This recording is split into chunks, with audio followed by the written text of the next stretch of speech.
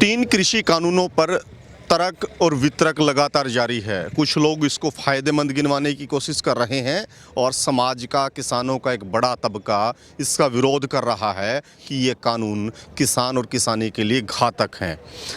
हमारे साथ पंजाब और हरियाणा हाई कोर्ट के एडवोकेट विक्रम मित्तल जी हैं। इनसे सरल भाषा में इन कानूनों को समझने की कोशिश करेंगे।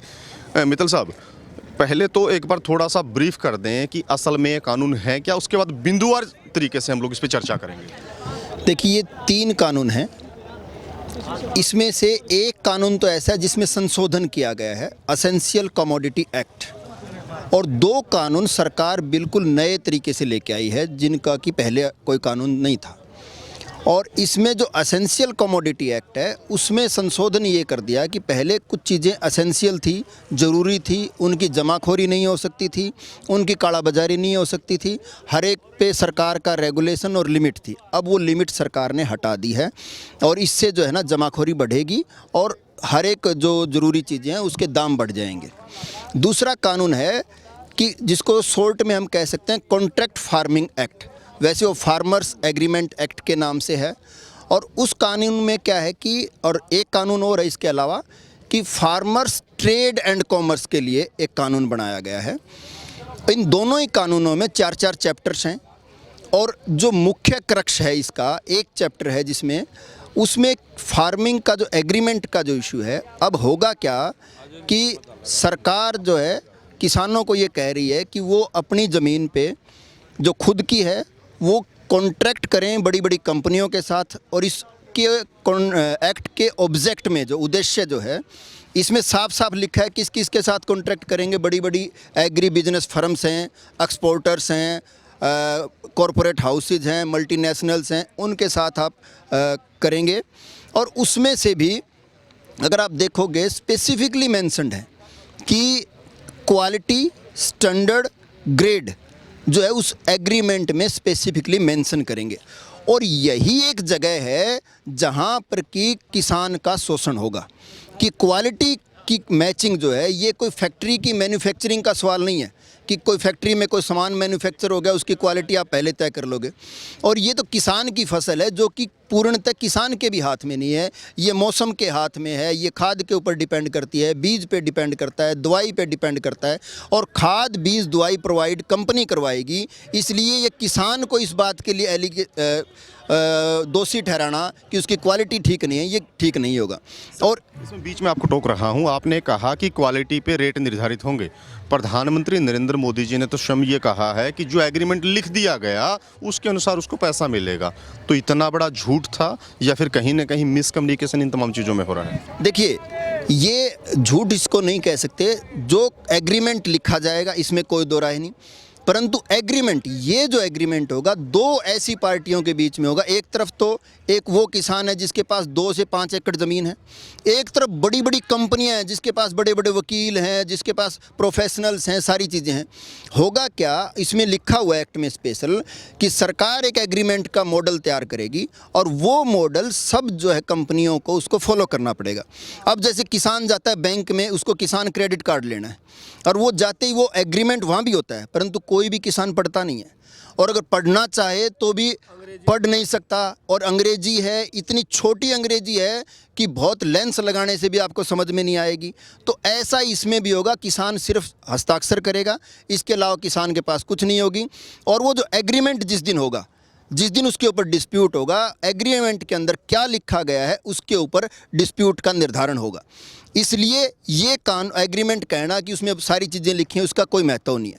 दूसरी बात, एग्रीमेंट में जहाँ तक प्राइस का सवाल है, ये एक्ट ये कहता है बाकायदा, अगर आप कहें तो मैं सेक्शन भी बता दूं आपको कि ये सेक्शन 5 है, 5 का ए, वो ये कहता है गारंटीड प्राइस होगा।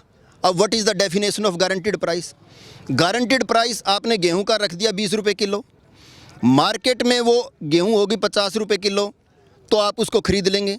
अगर वो गारंटीड प्राइस 20 रुपये था और आपने 10 रुपये का रेट हो गया, तो आप उसका क्वालिटी का नाम लेके, स्टैंडर्ड का नाम लेके, ग्रेड का नाम लेके उसको नहीं खरीदेंगे और अल्टीमेटली वो किसान को 10 रुपये में खरीदनी पड़ेगी और आप ये कहेंगे गारंटीड ये प्राइस है। तो अगर यहाँ एमएसपी लिखा जाए कि मिनिमम सपोर्ट प्राइस, तो भी किसानों का कुछ भला हो सकता है, परंतु ये इसमें किसी भी तरीके से वो फार्मिंग एग्रीमेंट जो है वो किसान के हक में नहीं होगा, पूरी तरीके से किसान को वो करेगा। दूसरा, इसके साथ साथ इसमें ये भी लिखा गया है कि वो जो एग्रीमेंट होगा उस एग्रीमेंट के बेस पे इंश्योरेंस हो सकता है फसल का और क्रेडिट भी लिया जा सकता है। इस अफवाहें इस बात की है कि किसान की ज़मीन पर वो लोन ले लेगा और उसके बाद में कुर्की हो जाएगी। देखिए मैं आपको बताऊं, सेक्शन 9 है स्पेशल, इसमें linkage of the farming agreement with insurance और क्रेडिट। ये क्या कहता है कि जो फार्मिंग एग्रीमेंट होगा, जो समझौता होगा, उसका लिंक कर दिया जाएगा इंश्योरेंस के साथ, नंबर 1। नंबर 2, क्रेडिट के साथ। इसका मतलब उस समझौते के आधार पे कंपनी जो है लोन लेगी, उस ज़मीन को गिरवी रखेगी और उसके आधार पे लोन लेगी। ये जो सरकार कह रही है कि ज़मीन नहीं जाएगी, ज़मीन नहीं जाएगी, ये सेक्शन 9 है स्पेसिफिकली, जिसमें लिखा गया है कि क्रेडिट ले सकते हैं, इंश्योरेंस होगा तो क्रेडिट ले सकते हैं। इसका मतलब ये है कि अल्टीमेटली वो ज़मीन जाएगी। और इसके अलावा भी बहुत से ऐसे प्रोविजंस हैं। एक आपको मैं कंस्ट्रक्शन का एक कोई मामला था कि जब कॉन्ट्रैक्ट पे कोई ज़मीन ले ली गई है तो उस पर कंस्ट्रक्शंस वो करेगा। उसमें एक चीज़ और ये लिखी गई है कि अगर आपने एक एग्रीमेंट कर लिया और अगर कंपनी को ज़रूरत है कि कोई गोदाम बनाना है 2 एकड़ में, तो वो उसके ऊपर गोदाम बना सकती है। हाँ, एक कंडीशन भी लगाई है कि जब ये समझौता ख़त्म होगा तब वो हटाना पड़ेगा। अब हटाने का क्या मतलब है? हटा तो वो देंगे, परंतु उससे जो ज़मीन की उपजाऊ शक्ति जो ख़त्म होगी उसका क्या होगा, इसके बारे में कहीं कुछ लिखा हुआ नहीं है। और वो स्ट्रक्चर बनाने का इजाज़त का मतलब ये है कि अल्टीमेटली वो जो ज़मीन है, अगर 2 एकड़ में किसी ने गोदाम बना दिया तो अल्टीमेटली वो ज़मीन 2 एकड़ वो कॉरपोरेट को ही देनी पड़ेगी, किसान के काम की वो ज़मीन नहीं बचेगी।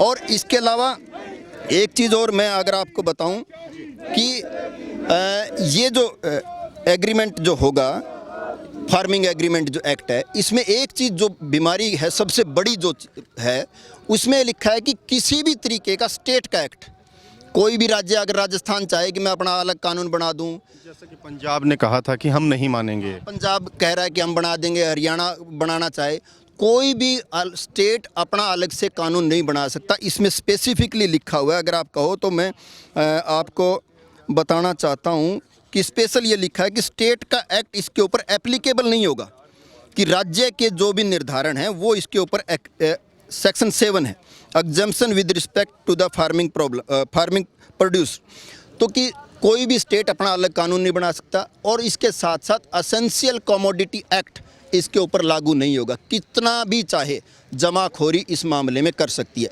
एक चीज़ और, अगर वो एग्रीमेंट कोई कंपनी कर रही है तो ये भी कंपनी की मर्जी है कि वो पैदा क्या करवाएगा। वो ये कह दे कि कल को गेहूं, मैं तो इस इलाके में गेहूं पैदा नहीं करवाना चाहता, कोई भी और करवाएगा, तो फिर किसान को गेहूं भी खरीद के खानी पड़ेगी। तो ये इस तरीके की कुछ बहुत सी चीज़ें। एक और है कि आप जब डिलीवरी लोगे सामान की और किसान की फसल की, उस समय आप इंस्पेक्शन करोगे और अगर वो अकॉर्डिंग टू स्टैंडर्ड ग्रेड नहीं है तो आप उसको छोड़ सकते हैं। और इसके अलावा ये भी प्रोविज़न है कि आप फसल आने से पहले जुताई के टाइम भी उसकी क्वालिटी चेक कर सकते हो और अगर आपके क्वालिटी ठीक नहीं है तो आप उस समय भी उस समझौते को रद्द कर सकते हो। और सबसे जो ज़्यादा संदेह की बात है, जिस पे किसानों को सबसे ज़्यादा जो संदेह हो रहा है, जो सरकार की मंशा पे, उसमें सबसे बड़ा ये है कि जो कोर्ट में जाने की पावर नहीं है। सरकार का तर्क यह है कि कोर्ट में इसलिए नहीं लेके जाना चाहते कि कोर्ट में बहुत लंबे समय लगते हैं। मैं आपको ये बताना चाहता हूँ कि एसडीएम को पावर दी गई है और एसडीएम की पहली बात तो इतनी हैसियत नहीं है कि वो सरकार के खिलाफ फैसला दे दे। हरियाणा में हमने देखा कि एक तहसीलदार के ड्राइवर ने एक डिप्टी सीएम के खिलाफ पोस्ट डाल दी और एसडीएम को उसकी इंक्वायरी दे दी। एसडीएम ने बिना कोई नोटिस के सरकार के कहने पे उसको सस्पेंड कर दिया। इसी तरीके से जिस दिन एसडीएम के पास ये जाएगा तो एसडीएम वही फैसला करेगा जो सरकार कहेगी या कंपनी कहेगी। दूसरी बात जो 30 दिन की बात है, 30 दिन की बात का सवाल इसमें लिखा गया है कि दोनों पार्टियों को सुना जाएगा। दोनों पार्टियों को सुनने का मतलब ये है कि 3 साल से पहले फैसला नहीं आ सकता। 30 दिन की एक लिमिट जो बता रहे थे उस पर किस तरीके से 3 साल? 30 दिन, मैं कह रहा हूँ 30 दिन की लिमिट है, कि 30 दिन में वो डिसाइड करेंगे, परंतु ये हिंदुस्तान में इतने कानून बने हैं। मैं आपको एक ये चेक की कोई पेमेंट बाउंस हो जाती है, उसमें 3 महीने का टाइम है, समरी ट्रायल बोलते हैं। परंतु आज आपको मैं बताऊं 2010 से के भी मामले आज तक भी कोर्टों में पेंडिंग है। 2-2, 3-3 साल तक उनकी सर्विस नहीं होती, कंपनियां पेश ही नहीं होंगी। एक कंपनी, अब मैं फॉर एग्जांपल कहूं कि हमने फेसबुक को एक नोटिस भेजा, कैलिफोर्निया में उसका ऑफिस है, उसको नोटिस भेजना ही संभव नहीं है, उसका आना 30 दिन में डिसाइड होना तो सवाल ही नहीं पैदा होता। तो बहुत मुश्किल काम होगा ये। दूसरी बात, कंपनी के पास अपने वकील होंगे, अपने प्रोफेशनल होंगे, उनके रिटर्न स्टेटमेंट तैयार करने वाले होंगे। किसान के पास ऐसा कुछ नहीं होगा। किसान को अल्टीमेटली वकीलों पे ही डिपेंड करना पड़ेगा या फिर सरेंडर करना पड़ेगा। किसान को तो तमाम उम्र में पटवारी काबू नहीं है, यहाँ तो फिर भी कहीं ना कहीं एसडीएम की बात हो रही है। तो हाँ, ये सही बात है। पटवारी तो दूर की बात, मैं कह रहा हूँ गांव में कोई भी छोटे से छोटा कोई अधिकारी है, किसान तो उसको भी हैंडल नहीं कर सकता। और क्योंकि हैंडल इसलिए नहीं कर सकता, ऐसा नहीं है कि किसान पढ़ा लिखा नहीं है, वो नहीं है, परंतु उसकी फाइनेंशियल कैपेसिटी ऐसी नहीं है कि वो एक दिन भी कोर्ट में जाएगा तो उसके तो 500 रुपये का दिहाड़ी का नुकसान हो जाएगा, तो वो उसका कहाँ से भरपाई होगी, उसका कोई वो नहीं है। तो इसलिए ये संभव नहीं है। ये एक्ट, फार्मिंग एग्रीमेंट एक्ट, बिल्कुल किसानों के ख़िलाफ़ है। किसानों की ज़मीन भी जा सकती है और किसानों की जो हालत आज के दिन है वो उससे ज़्यादा बदतर होगी। दूसरा जो एक्ट है, अगर हम उसकी बात करें, वो है ट्रेड एंड कॉमर्स की। एक फार्मिंग एग्रीमेंट बना दिया कि एग्रीमेंट के हिसाब से आपकी फसल पैदा हो जाएगी। आगे उसका क्या होगा? आगे उसका ये होगा कि अब अगर सरकारी मंडी में जाएगा तो फिर किसान वहाँ जाके भी अपनी बात रख सकता है, परंतु उसके लिए ये कर दिया कि अब मंडी में जाने की ज़रूरत नहीं है। इसमें स्पेसिफिकली लिखा है कि जो फार्म है, खेत के गेट पे से मंडी शुरू हो जाएगी। खेत के गेट पे अगर वो ख़रीदना चाहे खरीद सकता है, खेत से बाहर निकल के किसी भी जगह पे चाहे वो खरीद सकता है और अपनी प्राइवेट मंडियाँ स्थापित कर सकता है। उसमें भी ये सेम चीज़ लिखी हुई है कि स्टेट का कोई एक्ट इसके ऊपर लागू नहीं होगा। इसका मतलब ये हुआ कि स्टेट के एक्ट लागू नहीं होने का कि जो हमारी मंडियां हैं वो लागू नहीं होंगी। और इसके अलावा उसके ऊपर कोई मार्केट फीस, उसमें स्पेसिफिकली अगर आप कहो कि मैं उसका बार बार जिक्र आ रहा है कि जो मंडी में अगर खरीद होगी तो उसमें टैक्स अदा करना पड़ेगा, लेकिन बाहर अगर खरीदा जाएगा तो टैक्स नहीं लगेगा। डिफरेंस क्या है? सेक्शन 6 है, market fee under state APMC act etcetera in trade area. No market fees, किसी भी तरीके की कोई मार्केट फीस उस मंडी के ऊपर नहीं लगेगी। और ये जो मार्केट फीस जो लेती है सरकार, वो वहाँ किसान की फसल के लिए शेड बनाने के काम आते हैं, किसान के बैठने की जो जगह बनाते हैं उसके काम आते हैं। और आपको ये बताऊं कि हरियाणा में तो मैं कह सकता हूँ बहुत से रोड ऐसे हैं जो मार्केट कमेटी ने बनाए हुए हैं। हरियाणा मार्केटिंग कृषि उपज मंडी बनाती है, तो वो जो सारा काम मार्केट फीस से होता है। अब इसका मतलब वो सारी चीज़ें भी बंद हो जाएंगी और ये संभव ही नहीं है। और दूसरा ये कह रहे हैं कि इंटर स्टेट और इंट्रा स्टेट बैरियर को हम ख़त्म करना चाहते हैं कि कोई भी अपनी फसल कहीं भी बेचे। मैं ये कह रहा हूँ कि किसान तो अगर उसके गांव में कोई ख़रीदने वाला है तो फसल वहाँ बेचना ज़्यादा पसंद करेगा, 2 किलोमीटर भी जाना पसंद नहीं करता। और हरियाणा की सरकार ने कह दिया हम तो राजस्थान वालों को अलाउड नहीं करेंगे, अब पंजाब ने कह दिया हम उनको अलाउड नहीं करेंगे। आप एक तरफ तो कानून बना रहे हो, दूसरी तरफ आपके CM ये बोल रहे हैं कि वो अलाउड नहीं करेंगे। तो ये भी वो प्राइवेट मंडियां बन जाएंगी। प्राइवेट मंडियां जो हैं वो बाकायदा, उनको जो सरकारी मंडियां धीरे धीरे ख़त्म हो जाएंगी और प्राइवेट मंडियों की मोनोपोली होगी और वो अपने हिसाब से जो भी रेट, अब जैसे जियो ने शुरू में फ्री में दिया, आज 600 रुपये का रिचार्ज है और वही सेम होगा। स्टार्टिंग में ये कम रेट और ज़्यादा रेट में फसल खरीदेंगे, परंतु धीरे धीरे वो आके कहेंगे कि भाई जो मैं रेट कह रहा हूँ वो देनी है तो दो, नहीं जाओ, और तब तक सरकारी मंडी ख़त्म हो चुकी होंगी। तो ये कुछ ऐसा। और इसमें भी अगर आपको कोई प्रॉब्लम है तो आप जाओगे SDM के पास और SDM फिर वही करेगा जो उसकी औकात है, उसके हिसाब से ही काम कर पाएगा। उसकी हैसियत इतनी नहीं है कि वो सरकार के खिलाफ काम कर पाए। तो ये कुछ प्रोविज़न्स हैं जो कि किसी भी तरीके से, और इसके अंदर भी कोई भी कोर्ट की पावर नहीं है। तो मेरा ये मानना है कि तीनों कानून पूरी तरीके से किसानों के खिलाफ़ हैं और किसानों की ये मांग भी है और हम ये चाहते हैं कि ये वापस लिए जाने चाहिए और मोदी गवर्नमेंट को ये कंसीडर करना चाहिए। जैसा आपने कमियां गिनवाई हैं, अगर इनको दुरुस्त कर दिया जाए तो ये कानून किसी तरीके से काम आ पाएंगे?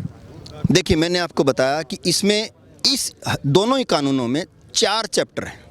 पहला चैप्टर सिर्फ डेफिनेशंस का है, दूसरे चैप्टर में मैं बाद में आऊँगा। तीसरा चैप्टर डिस्प्यूट रेजोल्यूशन कि कैसे समझौता होगा उसका है, और चौथा चैप्टर मिसलेनियस है कि रूल बनेंगे, पार्लियामेंट के पास जाएगा वगैरह वगैरह।